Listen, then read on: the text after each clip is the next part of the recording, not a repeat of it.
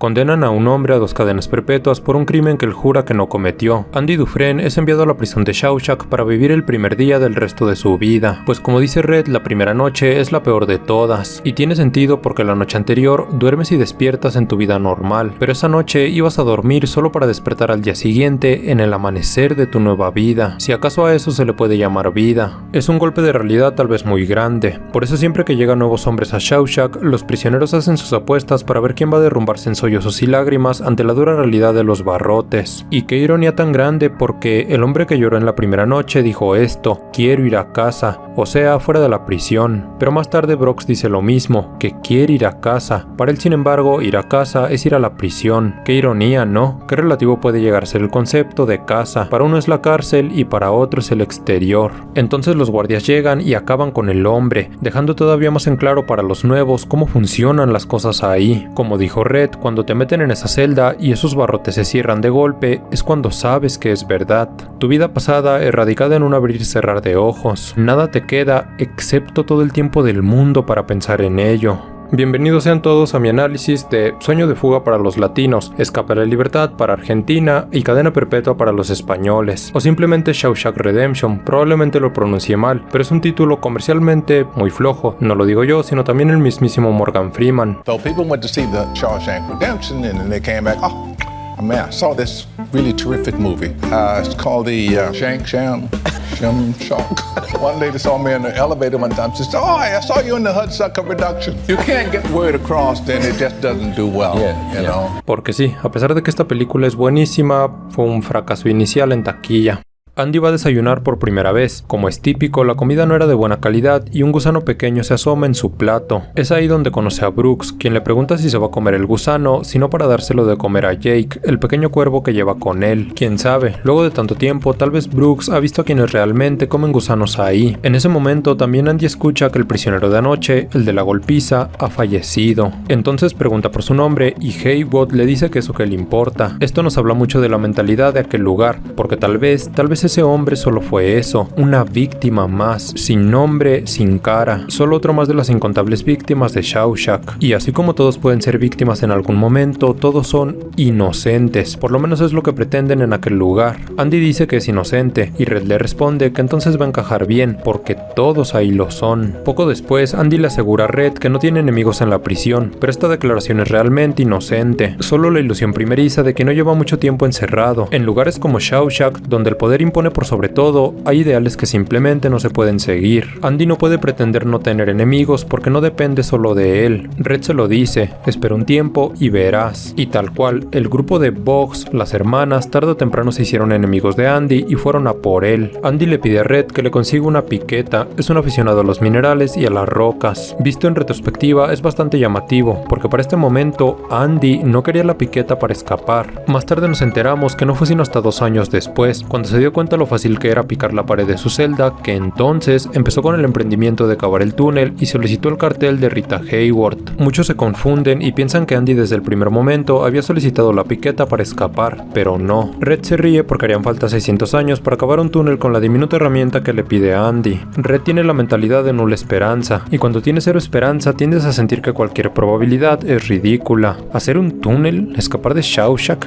¡Qué tontería! Sin embargo, aquí quiero aclarar algo, y es que mi análisis de esta película no se va a centrar en la esperanza. Sí voy a hablar de ella, pero no será mi anclaje principal. Brooks le entrega a Andy la piqueta que había solicitado y eso era reconfortante, pero inmediatamente después, en la siguiente escena, se hacen realidad aquellas palabras que Red le había dicho a Andy y se resumen en que la prisión es la prisión. Las cosas son de ese modo. El grupo de las hermanas le tiende una trampa a Andy y le hacen, pues bueno, sabemos lo que le hacen. No hace falta que lo diga yo, así como tampoco hizo falta que el mismo Andy se lo dijera a nadie. La prisión no es un cuento de hadas. La prisión es, aparte de todo, rutina y más rutina. Durante los 2 primeros años así fue, y Red dice algo aquí muy interesante, un pequeño diálogo que muchos no toman en cuenta, pero que al final usaremos de nuevo. Red dice que esos 2 primeros años fueron los peores para Andy, y que tal vez si las cosas hubieran seguido de ese modo, ese lugar habría acabado con él. Por favor recuerden eso. Llegamos así a la famosa escena de las cervezas. Andy escucha al policía rudo, al cara ladrillo. Convengamos que tiene cara de ladrillo, vaya. Ese sujeto, el oficial Hat, Hadley recibió una herencia de $35,000, pero ya saben, por temas de impuestos y asuntos legales no va a recibir el monto completo. Andy se arriesga literalmente a ser aniquilado solo para poder decirle una manera en que podría conservar esos $35,000 libres de impuestos. Solo necesita que lo deje rellenar algunos formularios y listo. A cambio le pide solo un par de cervezas para sus compañeros, y resulta que sí, que el cara ladrillo acepta. ¿Por qué Andy hizo esto? Yo tengo dos formas de verlo. La primera forma es la forma egoísta, y lo hizo para sí mismo, y simplemente sabía que si le salía bien la jugada podría ganarse un poco el favor del capitán y de su grupo, o compañeros de trabajo como él los llama. Claro que esto le convenía. Como sabemos, para este momento las hermanas llevaban 2 años tras él haciéndole la vida imposible, entonces sabía que tenía oportunidad de ganarse aliados entre comillas. También recordemos que para este momento Andy no estaba acabando aún el túnel para escapar. En este momento Andy lo único que podía hacer para aguantar el peso de los días es lo que dije, simplemente hacerse de, otra vez entre comillas, aliados. Y pues al final de hecho resultó que sí, que el capitán Hadley le puso un alto a las hermanas. La otra forma de verlo es la forma altruista, que tal vez Andy hizo esto más que por él mismo, por sus compañeros, por este espíritu irreverente de llevar la contraria a la cárcel y a sus normas, y arrojar algo de tranquilidad entre tanta opresión y pena. O tal vez hizo esto por ambas cosas, o como dijo Red, simplemente lo hizo para sentirse normal.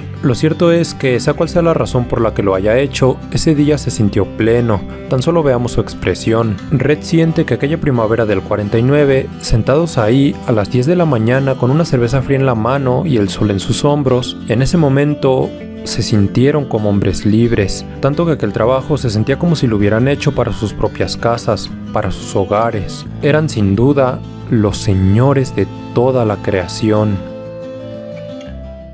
Yo he visto que mucha gente interpreta esta escena de muchas formas, pero desde mi punto de vista no es tan compleja como podría parecer. Es decir, aquella reflexión de Red de sentirse como los señores de la creación es lo que podríamos esperar, porque ¿cómo te sentirías tú? Si luego de años encerrado, incluso décadas, si después de tanta porquería te regalan un día con una cerveza fría al calor de la mañana. Exacto, ibas a sentir lo que aquellos hombres, te ibas a sentir incluso libre. La euforia de un momento como ese es tal vez inconmensurable, tanto que por un momento olvidas que estás en la cárcel, pero ese momento, tan pequeño en comparación con los años que llevas encerrado, es a su vez tan grande que no lo olvidarás nunca. Aquella primavera, el amanecer en un día de 1949. Después tenemos una conversación interesante. Ahora es Andy quien dice ser inocente como todos los demás, y Red dice lo contrario, dice ser el único hombre culpable de toda la prisión. Es extraño porque después de años, el significado de las palabras parece que se vuelve todo un misterio. El mismo Red más tarde declara que rehabilitado es solo una palabra inventada. Más tarde en su celda, Andy se da cuenta de lo relativamente fácil que es picar la pared, y le pide a Red que le consiga una Rita Hayworth. La siguiente escena es muy cruda. De nuevo las hermanas le ponen la mano encima a Andy. El resultado, Andy se va un mes a la enfermería y Boggs una semana al agujero. Es decir, el mismo día que Andy pide un póster de Rita para comenzar con su plan, es el mismo día que tuvo que soportar a las hermanas por última vez, porque como sabemos, después de esto, el capitán Hadley deja deshabilitado para siempre a Boggs. Cuando el alcalde revisa la habitación de Andy, somos testigos de un montón de metáforas. El alcalde dice que la salvación está dentro de la Biblia, con una connotación obviamente religiosa, pero por otro lado, literalmente, la salvación de Andy está allí dentro. Literalmente está su diminuta piqueta con la que termina cavando el hoyo por donde escapó. Lo mismo aplica para el versículo que cita Andy. Velad pues, porque no sabéis cuándo volverá el dueño de la casa. Y ya que hablamos de metáforas o alegorías, sin dudas, la más grande de toda la película es la misma que adorna la oficina del alcalde y solo está ahí como una premonición de lo que finalmente pasó. Su juicio se acerca y muy pronto.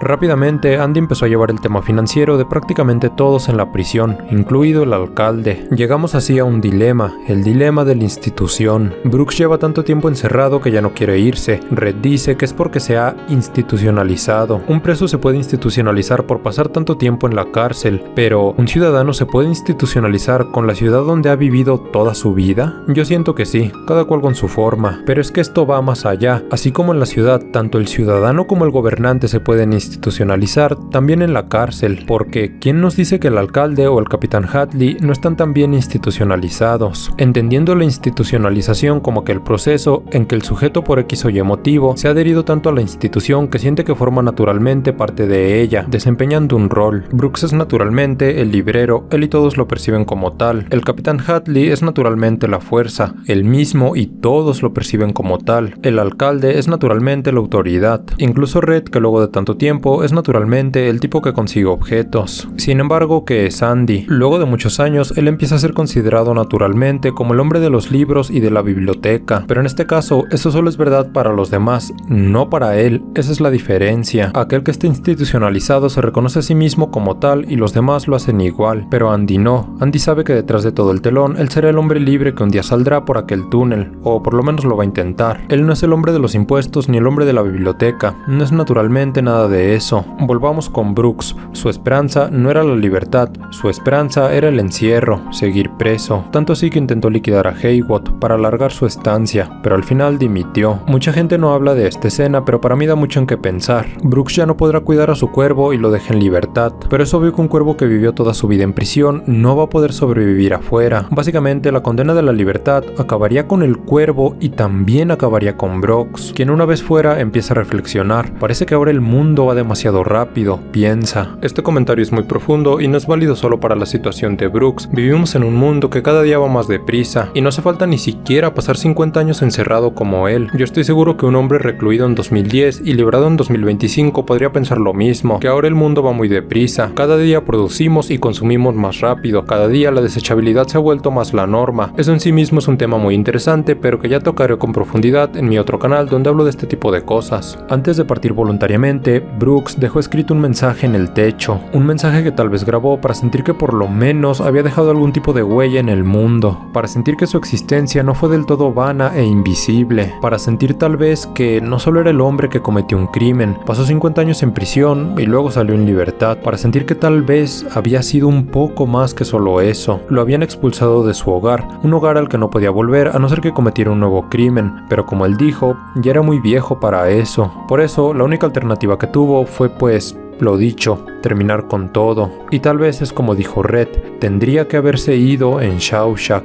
Después de esto nos enteramos que la inagotable pluma de Andy dio sus frutos. Haciendo un poco de matemáticas, Andy mandaba una carta por semana, son 4 al mes, que suman 48 al año. Durante 6 años, Andy escribió 288 cartas, pero su pluma no era lo único imparable durante esos 6 años. Su vieja herramienta confiable también había estado trabajando arduamente, cavando literalmente centímetro por centímetro aquel túnel, y como una vez dijeron él y Red cuando platicaban, en la cárcel había tiempo de sobra. Lo había entonces para escribir ahora 2 cartas por semana en lugar de una. Andy aprovecha la oportunidad y se encierra en la oficina, toma el tocadiscos y reproduce una canción para todos en la prisión. En ese momento, la realidad fue cortada de golpe. La música hizo que todos se detuvieran por un momento, no solo para escuchar aquella melodía. No importaba ni siquiera qué era lo que la letra decía. Red dice que hay cosas que es mejor no decirlas. No era solo la música, era que aquello era un evento tan poco natural, tan fuera de lo común para la prisión que, de nuevo, citando a Red, todos se sintieron libres por un instante,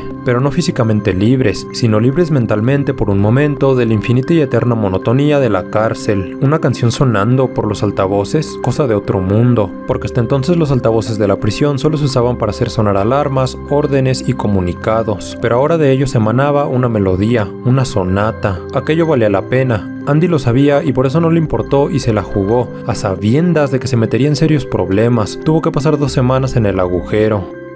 Luego tiene una plática con Red, quien le dice que antes tocaba la armónica cuando era joven, pero en aquellos momentos, a esas alturas de su vida, encerrado en la cárcel, ¿qué sentido tenía poseer una? Andy le dice que es cuando más sentido tiene. La postura de Red y la de Andy se explican simplemente porque uno tiene esperanza y el otro no. Sin embargo, aquí debemos entender algo que es veraz, por lo menos pienso yo. Miren, Andy tiene esperanza porque está construyendo aquel túnel y está logrando cosas, con el tema de la biblioteca y tal. Red por su parte lleva ahí décadas y le ha negado la libertad condicional vez tras vez. Si Red también estuviera construyendo un túnel en secreto, su postura sobre la esperanza sería muy diferente, porque tendría algo a lo que aferrarse. Sin embargo, tampoco quiero que esto se malinterprete. Yo no soy un pesimista. Yo no estoy diciendo que para tener esperanza hay que tener siempre algo de base. Yo soy de los que piensan que siempre hay que intentar mantener la esperanza. Y en este análisis solo estoy intentando ponerme en los zapatos de los personajes, porque incluso el mismo Andy, antes de empezar a construir aquel túnel y cuando las hermanas hacían con él lo que querían, estaba obviamente deprimido deprimido y sin esperanza. Recordemos que Red había dicho que los primeros años de Andy habían sido los peores, y de seguir las cosas así tal vez hubieran acabado con él. Por suerte las hermanas se habían desmantelado y habían perdido a Bugs. Repito, yo no estoy diciendo aquí que es malo tener esperanza, solo intento analizar a los personajes desde sus perspectivas y puntos de vista. Red no estaba construyendo un túnel para escapar, Red no estaba haciendo dinero en una cuenta falsa como Andy, Red no estaba probando ninguna condicional para ser libre. Por lo tanto, es normal que estuviera tan alienado de la esperanza. Para él, eso de la esperanza era un concepto lejano y difícil. Para Andy no, porque su situación era completamente diferente. Sin embargo, y a pesar de todo, y aunque él no lo reconociera, Red también tenía esperanza, porque en la siguiente escena intenta convencer a las autoridades de que él es un hombre cambiado, con la esperanza de que le aprueben la libertad condicional, pero no,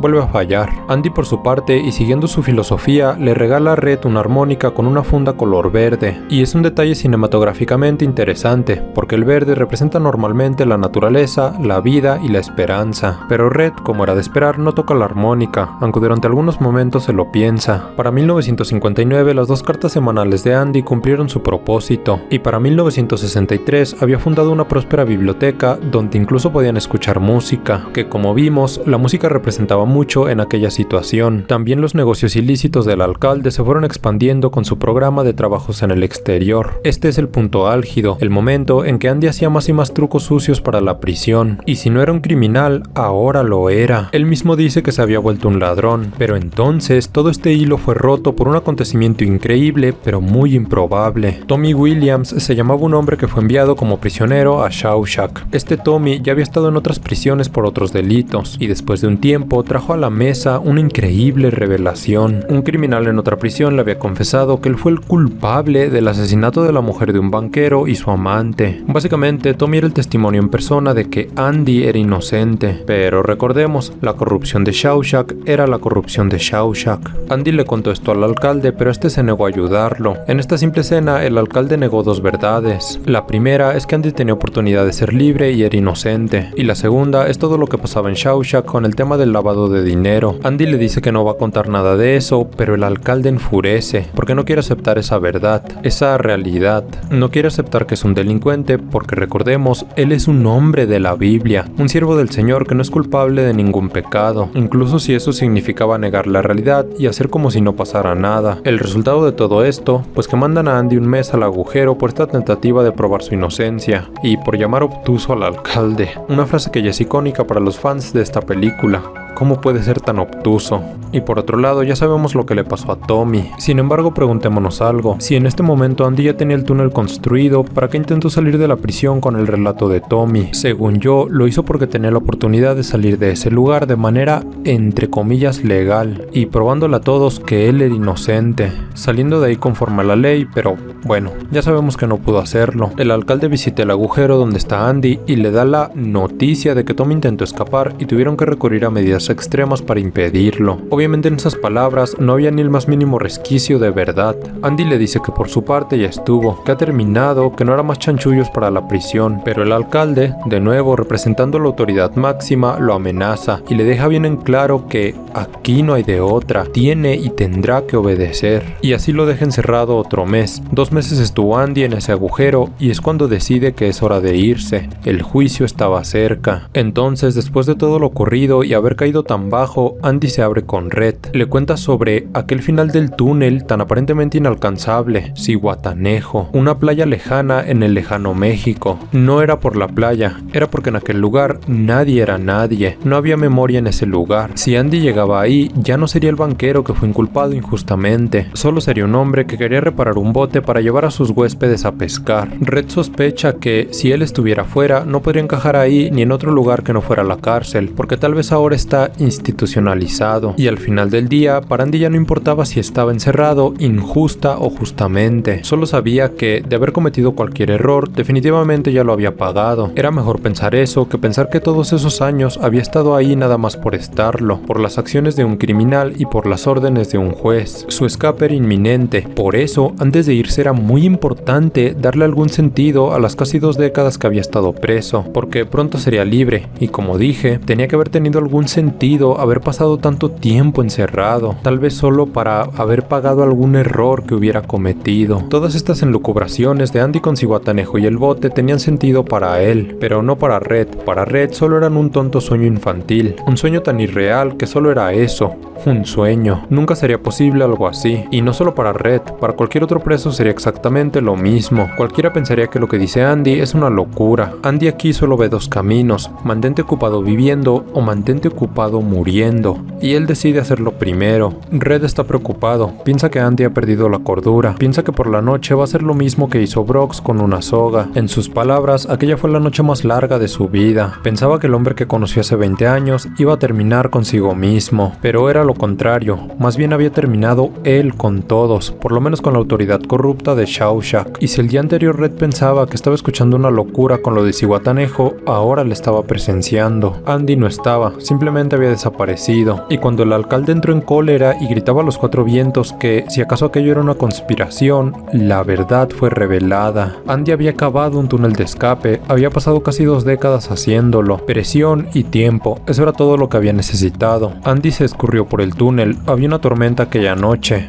En este caso, por lo menos para Andy, no era la calma antes de la tormenta, era la tormenta antes de la calma. Logró hacer un agujero en una tubería de desechos, el último reto, nadar entre la porquería por última vez, 1 metro a la vez, hasta que finalmente llegó a la salida. En medio de la tormenta, exhausto, destrozado, un hombre encadenado que había estado 19 años de su vida como prisionero, por fin podía extender sus brazos como las alas de un hombre libre, bajo un baño de lluvia que le quitaba de encima todo el lastre que llevaba con él. Extendía los brazos como queriendo abrazar la libertad por primera vez en su vida, como un hombre nuevo.